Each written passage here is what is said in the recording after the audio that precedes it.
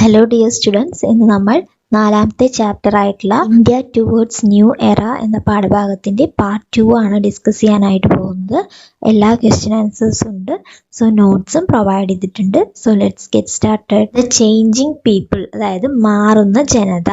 The leaders of the social reform movements contributed to develop a vision emphasizing the universal brotherhood based on humanism that stood beyond caste and religion. അതായത് social reform മൂവ്മെന്റ്സിന്റെ leaders എന്ത് ചെയ്തിട്ടുണ്ട്? പുതിയൊരു കാഴ്ചപ്പാട്. ആ കാഴ്ചപ്പാട് എങ്ങനെയുള്ളതായിരുന്നു? Universal brotherhood, മാനവികതയെ അടിസ്ഥാനമാക്കിക്കൊണ്ടുള്ള universal brotherhood, അതായത് വിശ്വ സാഹോദര്യത്തിന്, എല്ലാവരും സഹോദരി സഹോദരന്മാരാണ് എന്നുള്ള ഒരു കാഴ്ചപ്പാടിന് ഊന്നൽ നൽകിക്കൊണ്ടുള്ള ഒരു കാഴ്ചപ്പാടാണ് വളർന്നു വന്നിട്ടുള്ളത്. അതിന് കോൺട്രിബ്യൂട്ട് ചെയ്തത് ആരാണ്? ഈ സോഷ്യൽ റീഫോം മൂവ്മെന്റ്സിന്റെ ലീഡേഴ്സ് ആണ്.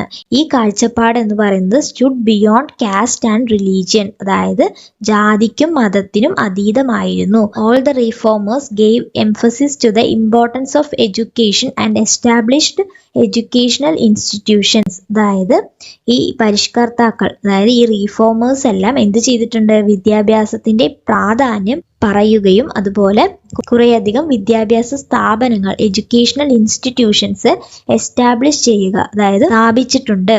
This in turn accelerated the progress of education in India. ഇന്ത്യയിലെ വിദ്യാഭ്യാസത്തിന്റെ വളർച്ചയ്ക്ക് സഹായകമായി. They reminded Indians of their rich cultural heritage and thereby developed self-respect and national pride. അതായത് അവർ ഇന്ത്യക്കാരെ എന്ത് ഓർമ്മിപ്പിച്ചു? റിമൈൻഡഡ് എന്ന് പറഞ്ഞാൽ ഓർമ്മിപ്പിക്കുക. റിച്ച് കൾച്ചറൽ ഹെറിറ്റേജ്, അതായത് നമ്മുടെ പാരമ്പര്യമായിട്ടുള്ള സംസ്കാരങ്ങൾ ഓർമ്മിപ്പിക്കുകയും അതോടൊപ്പം self respect and national pride, വിശ്വാസവും അതുപോലെ നാഷണൽ പ്രൈഡ്, അതായത് നമ്മുടെ ദേശത്തെക്കുറിച്ചുള്ള ഒരു അഭിമാനം, ഈ കാര്യങ്ങളൊക്കെ ഡെവലപ്പ് ചെയ്യാനും അവർ സഹായിച്ചു. Thus, the social reformers played a major role in the awakening the Indians. നമുക്ക് ഇതിൽ നിന്നുള്ള ക്വസ്റ്റ്യൻസ് നോക്കാം. What were the contributions of the leaders of the social reform movements to develop a new awakening in Indians? അതായത് ഇന്ത്യക്കാരിൽ പുതിയൊരു ഉണർവ് സൃഷ്ടിക്കാൻ ലീഡേഴ്സിന്റെ, social reform ലീഡേഴ്സിന്റെ കോൺട്രിബ്യൂഷൻസ് എന്തൊക്കെയായിരുന്നു? All the reformers gave emphasis to the importance of education and established educational institutions. എഡ്യൂക്കേഷന് പ്രാധാന്യം നൽകുകയും അതുപോലെ പുതിയ എഡ്യൂക്കേഷണൽ ഇൻസ്റ്റിറ്റ്യൂഷൻസ്, വിദ്യാഭ്യാസ സ്ഥാപനങ്ങൾ സ്ഥാപിക്കുകയും ചെയ്തു. This in turn accelerated progress of education in India. The reminded Indians of their rich cultural heritage and thereby developed self-respect and national pride. Emergence of nationalism. Nationalism എന്ന് പറഞ്ഞാൽ ദേശീയ ബോധം വളർന്നു വരികയാണ്. The different social reform movements and their leaders whom we discussed instilled a new spirit among the Indians. അതായത് നമ്മൾ നേരത്തെ കണ്ടിട്ടുള്ള ഡിഫറെന്റ് ടൈപ്സിലുള്ള സോഷ്യൽ റീഫോം മൂവ്മെന്റ്സും അതിന്റെ ലീഡേഴ്സും ഒരു ന്യൂ സ്പിരിറ്റ്, അതായത് ഒരു പുതിയ ബോധം സൃഷ്ടിച്ചു. ആ സമയത്തെ പൊളിറ്റിക്കൽ ആൻഡ് ഇക്കണോമിക്കൽ, രാഷ്ട്രീയപരമായിട്ടും സാമ്പത്തികപരമായിട്ടുള്ള കണ്ടീഷൻസ് എന്തൊക്കെയാണ് എന്ന് നമ്മൾ പഠിച്ചിട്ടുണ്ട്. അപ്പൊ അതൊന്നുകൂടെ നോക്കാനായിട്ട് പോകുന്നത്. British conquered princely states and unified India politically. അപ്പൊ രാഷ്ട്രീയപരമായിട്ട് പൊളിറ്റിക്കലി നടന്നത് എന്താണ്? ബ്രിട്ടീഷ് പ്രിൻസ്ലി സ്റ്റേറ്റ്സ്, നാട്ടുരാജ്യങ്ങളെയെല്ലാം കീഴടക്കുകയും യൂണിഫൈഡ് ഇന്ത്യ പൊളിറ്റിക്കലി, രാഷ്ട്രീയപരമായി ഒരുമിച്ചാക്കി. യൂണിഫൈഡ് എന്ന് പറഞ്ഞാൽ ഏകീകരിക്കുക. The economic exploitation of the British government created an anti British attitude among Indians. അത് സാമ്പത്തികമായിട്ട് കുറേയധികം ചൂഷണം ചെയ്യുന്നത് കൊണ്ട് തന്നെ ഇന്ത്യക്കാരുടെ ഇടയിൽ ആന്റി ബ്രിട്ടീഷ് ആറ്റിറ്റ്യൂഡ്, അതായത് ബ്രിട്ടീഷുകാർക്കെതിരെയുള്ള ഒരു ആറ്റിറ്റ്യൂഡാണ് ക്രിയേറ്റഡ് ആയത്. The spread of English education and the development in transport and communication brought the people together. അതായത് ഇംഗ്ലീഷ് എഡ്യൂക്കേഷൻ എല്ലാവിടെയും വ്യാപിച്ചു. അതോടൊപ്പം the development in transport and communication, അതായത് ഗതാഗതവും അതുപോലെ കമ്മ്യൂണിക്കേഷൻ, വാർത്താവിനിമയ സംവിധാനവും ജനങ്ങളെ ഒരുമിച്ച് നിൽക്കാനായിട്ട് സഹായിച്ചു. The strategies adopted by the British to suppress the first war of Indian independence created a national consciousness and made people think that they belonged to the same country. The war of Indian independence suppress ചെയ്യാൻ ഉപയോഗിച്ചിട്ടുള്ള strategies എല്ലാം ഒരു national consciousness, ദേശീയപരമായിട്ടുള്ള ബോധവും അതുപോലെ ഇന്ത്യക്കാരാണ് എല്ലാവരും എന്ന ഒരു ചിന്തയും സൃഷ്ടിക്കാനായി കഴിഞ്ഞു. These factors helped to develop a sense of unity among the Indians. അപ്പോൾ ഈ ഘടകങ്ങളെല്ലാം, അതായത് ബ്രിട്ടീഷുകാർ നമുക്കെതിരെ ചെയ്ത കാര്യങ്ങളാണ്, പക്ഷെ അതെല്ലാം ഇന്ത്യൻ ജനതയുടെ ഇടയിൽ ഒരു യൂണിറ്റി, അതായത് ഒരു ഏകത്വം കൊണ്ടുവരാനായിട്ട് സഹായിച്ചു. Indian nationalism is the sense of oneness beyond religious, linguistic and regional diversities. അതായത് ഇന്ത്യൻ നാഷണലിസം എന്ന് പറഞ്ഞാൽ എന്താണ്? സെൻസ് ഓഫ് വൺനെസ് ആണ്, അതായത് ഒന്നാണ് എന്നുള്ളൊരു സെൻസ് ആണ്. ബിയോണ്ട് എന്തിനൊക്കെ പുറമെ? റിലീജിയസ് മതപരമായിട്ടും, ലിംഗ്വിസ്റ്റിക് ഭാഷാപരമായിട്ടും, റീജിയണൽ പ്രാദേശികപരമായിട്ടുമുള്ള വ്യത്യാസങ്ങൾക്ക് പുറമെ എല്ലാവരും ഇന്ത്യക്കാരാണ് എന്നുള്ള ഒരു സെൻസ് ഉണ്ടല്ലോ, അതാണ് എന്ത്? ഇന്ത്യൻ നാഷണലിസം എന്ന് പറയുന്നത്. ക്വസ്റ്റ്യൻസ് നോക്കാം. What were the factors responsible for the development of nationalism among Indians? എന്തൊക്കെയായിരുന്നു? ഇപ്പൊ കണ്ട കാര്യങ്ങളാണ്. The British conquered princely states and unified India politically. The economic exploitation of the British government created an anti-British attitude among Indians. The spread of English education and the development of transport and communication brought the people together. The strategies adopted by the British to suppress the first war of Indian independence created a national consciousness and made people think that they belonged to the same country. Next നോക്കാം. What is Indian nationalism? എന്താണ് Indian ദേശീയത?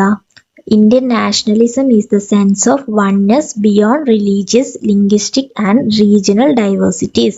അതായത് കുറേയധികം വൈവിധ്യങ്ങൾ ഉണ്ടല്ലേ, religious ആയിട്ടും, linguistic ആയിട്ടും, regional ആയിട്ടും. അപ്പൊ ഇതിനൊക്കെ പുറമെയുള്ള എല്ലാവരും ഒരുമിച്ചാണ് എന്നുള്ളൊരു സെൻസ് ആണ് ഇന്ത്യൻ നാഷണലിസം എന്ന് പറയുന്നത്. നെക്സ്റ്റ് നോക്കാം. The development of nationalism accelerated the Indians efforts to liberate from the British. അതായത് വളർന്നുകൊണ്ടേയിരുന്നു. അങ്ങനെ ഇന്ത്യൻസിന് ഈ ബ്രിട്ടീഷിൽ നിന്ന് സ്വാതന്ത്ര്യം നേടാനുള്ള പരിശ്രമങ്ങളൊക്കെ ചെയ്തു തുടങ്ങി. This enhanced the relevance of various movements four independence. അങ്ങനെ അവരെന്തു ചെയ്തു? കുറേയധികം മൂവ്മെന്റ്സ് തുടങ്ങി. ഇൻഫോർമേഷൻ ഓഫ് അസോസിയേഷൻസ്, അതായത് സംഘടനകൾ രൂപീകരിക്കാനായിട്ട് തുടങ്ങി. A number of regional organisations came into existence at various parts of India as a result of this growing awakening. അതായത് പുതിയൊരു ഉണർവ് എല്ലാവരിലും ഉണ്ടായി അല്ലേ. അപ്പൊ ഇതിന്റെ ഭാഗമായിട്ട് കുറേയധികം റീജിയണൽ ഓർഗനൈസേഷൻസ്, അതായത് പ്രാദേശിക സംഘടനകൾ, ഓരോ സ്ഥലങ്ങളിലായിട്ട് ചെറിയ ചെറിയ സംഘടനകൾ എക്സിസ്റ്റൻസ് നിലവിൽ വരാനായിട്ട് തുടങ്ങി. At various parts of India, അതായത് ഇന്ത്യയുടെ വിവിധ ഭാഗങ്ങളിൽ. Madras native association, Poona Sarvajanik Sabha and Indian association were a few among them. ഇങ്ങനെ റീജിയണൽ ആയിട്ടുള്ള ഓർഗനൈസേഷന്റെ എക്സാമ്പിൾസ് ആണ് ഇവയൊക്കെ. All these organisations gave priority to the regional problems. സ്റ്റേഷൻസിലൊക്കെ റീജിയണൽ പ്രോബ്ലംസ്, അവരുടെ പ്രദേശങ്ങളിലുള്ള പ്രശ്നങ്ങൾക്കാണ് പ്രയോറിറ്റി, മുൻഗണന നൽകിയിരുന്നത്. This necessitated forming of a national organisation. അതായത് പ്രാദേശികമായിട്ടുള്ള കാര്യങ്ങൾക്ക് മാത്രമാണ് റീജിയണൽ ഓർഗനൈസേഷൻസ് പ്രാധാന്യം നൽകിയിരുന്നത്. അത് ഒരു നാഷണൽ ഓർഗനൈസേഷന്റെ ആവശ്യകത ഉണ്ടാക്കി. ഇതിനുള്ള ക്വസ്റ്റ്യൻസ് നോക്കാം. Name some of the regional organisations. ഏതൊക്കെയാണ് regional organisations? Madras native association, Poona Sarvajanik Sabha and Indian association. What necessitated for forming a national organisation. എന്തൊക്കെയാണ് നാഷണൽ ഓർഗനൈസേഷൻ ഫോം ചെയ്യാൻ എന്താണ് ആവശ്യകതയുണ്ടായത്? All the regional organisations gave priority to the regional problems. അല്ലെ, പ്രാദേശികമായിട്ടുള്ള സംഘടനകൾ പ്രാദേശികമായിട്ടുള്ള അവരുടെ പ്രദേശത്തുള്ള പ്രശ്നങ്ങൾക്കാണ് പ്രയോറിറ്റി, മുൻഗണന കൊടുക്കുക. അതുകൊണ്ട് തന്നെ this necessitated forming of a national organisation. Formation of the Indian national Congress. അങ്ങനെ ഇന്ത്യൻ നാഷണൽ കോൺഗ്രസും വരികയാണ്. 72 representatives of various organizations across India assembled in the vast auditorium of Tejpal Sanskrit College, Bombay on 28 December 1885. അതായത് 72 representatives ഉണ്ടായിരുന്നു. Various ഓർഗനൈസേഷൻസിൽ നിന്നുള്ള representatives, പ്രതിനിധികളാണ് 72 പേര് എത്തിയിട്ടുള്ളത്.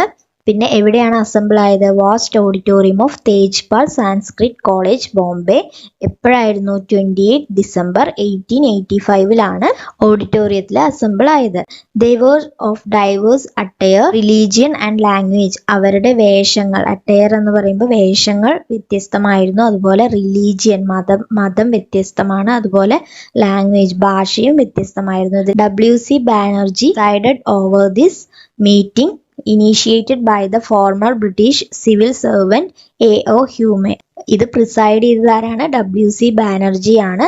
പിന്നെ അത് ഇനീഷ്യേറ്റ് ചെയ്തത്, അതായത് മുൻകൈ എടുത്ത് ഈ മീറ്റിങ്ങിന് വേണ്ടി മുൻകൈ എടുത്തത് ആരാണ്? ഫോർമർ ബ്രിട്ടീഷ് സിവിൽ സെർവന്റ് ആയിട്ടുള്ള A.O. ഹ്യൂമെ ആണ്. Indian national Congress was formed in this meeting. അപ്പൊ ഈ മീറ്റിംഗിലൂടെ ഇന്ത്യൻ നാഷണൽ കോൺഗ്രസ് ഫോം ചെയ്തു. ഇതിൽ നിന്നുള്ള ക്വസ്റ്റ്യൻസ് നോക്കാം. When was the Indian national Congress formed?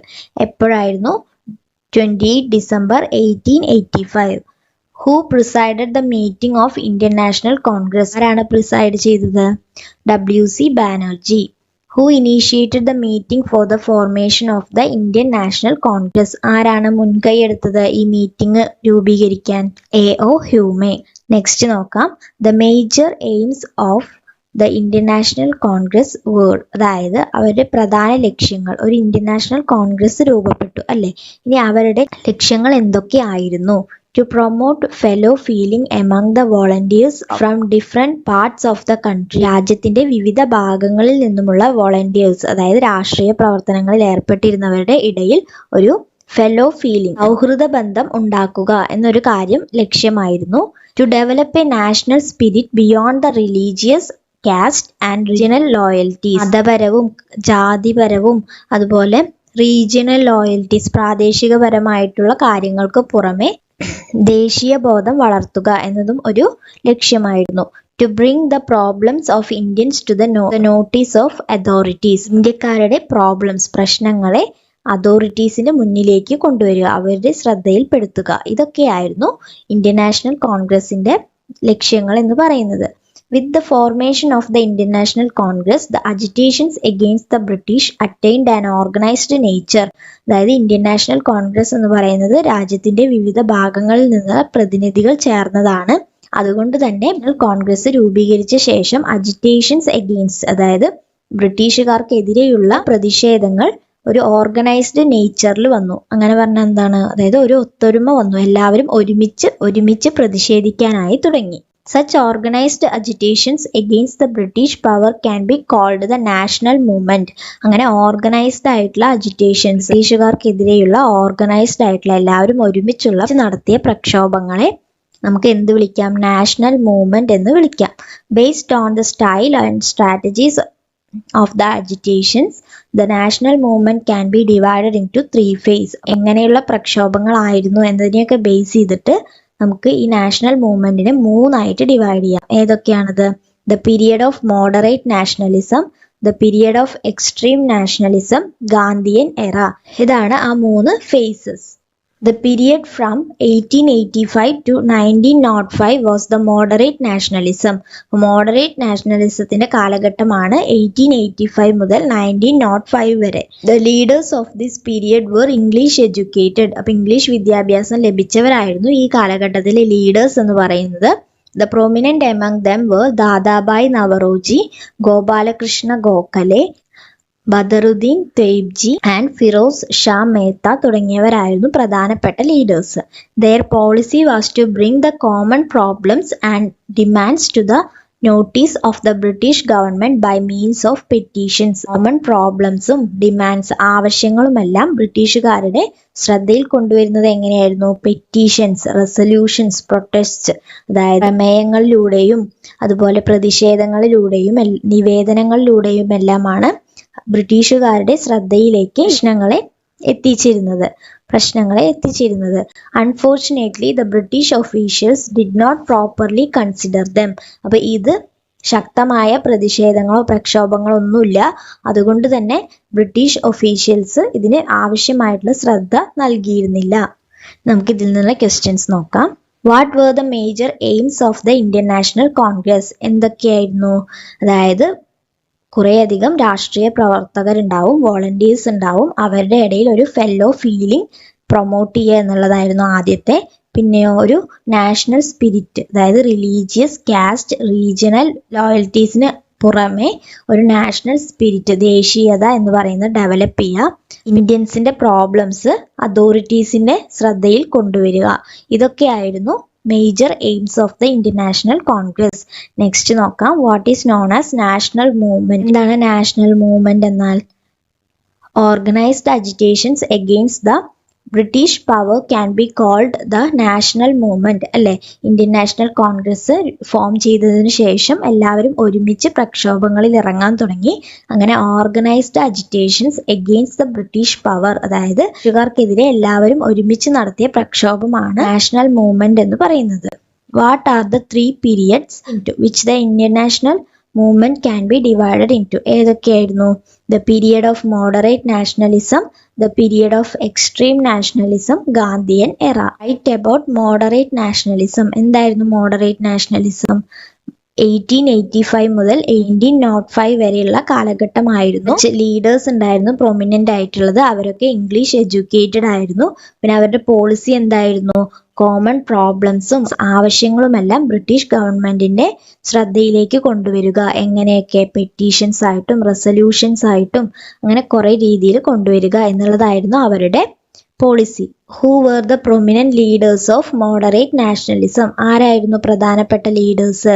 Dadabhai Naoroji, Gopal Krishna Gokhale, Badaruddin തയ്ബ്ജി, Firoz Shah Mehta തുടങ്ങിയവരായിരുന്നു. Next നോക്കാം. These leaders studied the root causes of the poverty in British India and these studies formed the ideological base for the national movement. Leaders poverty, അതായത് ബ്രിട്ടീഷുകാർ ഭരിച്ചിരുന്ന സമയത്തുള്ള ഇന്ത്യയിലെ ദാരിദ്ര്യത്തിന് കാരണം എന്താണ് എന്ന് ഇവർ പഠിച്ചു. ഇതൊരു ആശയപരമായ അടിത്തറ നൽകി. ഈ നാഷണൽ മൂവ്മെന്റിന് ആശയപരമായ ഒരു അടിത്തറ നൽകി. ഇതിലെ ദാരിദ്ര്യത്തിനെ കുറിച്ച് പഠിച്ചതിലൂടെ ആവിഷ്കരിച്ച ഒരു തിയറിയാണ് drain theory. Drain theory is the major contribution of Dadabhai Naoroji. Dadabhai നവറോജിയുടെ സംഭാവനയാണ് drain theory. There was a drain of wealth from India to England during colonial rule. അപ്പോൾ ബ്രിട്ടീഷുകാർ ഭരിച്ചിരുന്ന സമയത്ത് വെൽത്ത്, അതായത് നമ്മുടെ സമ്പത്ത് ഇന്ത്യയിൽ നിന്നും ഇംഗ്ലണ്ടിലേക്ക് പോകുന്നുണ്ടായിരുന്നു, ചോർച്ചയുണ്ടായിരുന്നു എന്നാണ് പറയുന്നത്. It was mainly in the form of salary, taxes and gift. അതായത് ഇത് ഏതൊക്കെ രൂപത്തിലായിരുന്നു നമ്മുടെ വെൽത്ത് പോയിരുന്നത്? സാലറിയുടെ രൂപത്തിലും ടാക്സസിന്റെ രൂപത്തിലും ഗിഫ്റ്റ്, സമ്മാനങ്ങളുടെ രൂപത്തിലുമായിരുന്നു പോയിരുന്നത്. He proved that the economic drain under the British rule is the root cause of poverty in India. ഇന്ത്യയുടെ ദാരിദ്ര്യത്തിനുള്ള മെയിൻ കാരണം, റൂട്ട് കോസ് എന്ന് പറഞ്ഞാൽ മെയിൻ കാരണം എന്ന് പറയുന്നത് ബ്രിട്ടീഷുകാർ നമ്മുടെ സമ്പത്ത് ചോർത്തിക്കൊണ്ടു പോകുന്നതാണ് എന്ന് അദ്ദേഹം സ്ഥാപിച്ചു. What is known as drain theory and who proposed this theory? Drain theory is the major contribution of Dadabhai Navroji. There was a drain of wealth from India to England during the colonial rule. It was mainly in the form of salary, taxes and gifts. He proved that the economic drain under the British rule is the root cause of poverty in India. ഇതാണ് drain theory. Next നോക്കാം. Evaluate the role of moderates pointing out the British policies. അതായത് British പോളിസികളെ point out ചെയ്യുന്നതിൽ മോഡറേറ്റ്സിന് എന്തൊക്കെ റോളാണ് ഉണ്ടായിരുന്നത്, അതായത് അവരെന്തൊക്കെയാണ് ചെയ്തിട്ടുള്ളത് നോക്കാം. മോഡറേറ്റ് നാഷണലിസത്തിന്റെ പീരീഡ് ഏതായിരുന്നു? 1885 to 1905 ആയിരുന്നു. ആ ലീഡേഴ്സ് എന്ന് പറയുന്നത് ഇംഗ്ലീഷ് എഡ്യൂക്കേറ്റഡ് ആയിരുന്നു. പിന്നെ അവരുടെ പോളിസി എങ്ങനെയായിരുന്നു? അതായത് കോമൺ പ്രോബ്ലംസും ഡിമാൻഡ്സും ബ്രിട്ടീഷ് ഗവൺമെന്റിന്റെ നോട്ടീസിൽ കൊണ്ടുവരിക. ഏതൊക്കെ വഴി? പെറ്റീഷൻസ്, അതുപോലെ റെസൊല്യൂഷൻസ്, പെറ്റീഷൻസ്, അങ്ങനെ കുറെ രീതികളിൽ കൊണ്ടുവരിക എന്നുള്ളതായിരുന്നു. അതോടൊപ്പം വേറെ എന്താണ് അവർ ചെയ്തത്? Also the leaders of this period studied the root cause of, ഇതിന്റെ പ്രധാന കാരണം എന്താണെന്ന് കൂടി ഇവർ പഠിച്ചു. അപ്പൊ ഇതൊക്കെയാണ് ബ്രിട്ടീഷ് പോളിസീസിനെതിരെ ഇവർ പോയിന്റ് ഔട്ട് ചെയ്ത കാര്യങ്ങൾ നമുക്ക് നോക്കാനായിട്ടുള്ളത്. അപ്പോൾ ഇതുവരെ സബ്സ്ക്രൈബ് ചെയ്തിട്ടില്ലെങ്കിൽ do subscribe. Thank you so much.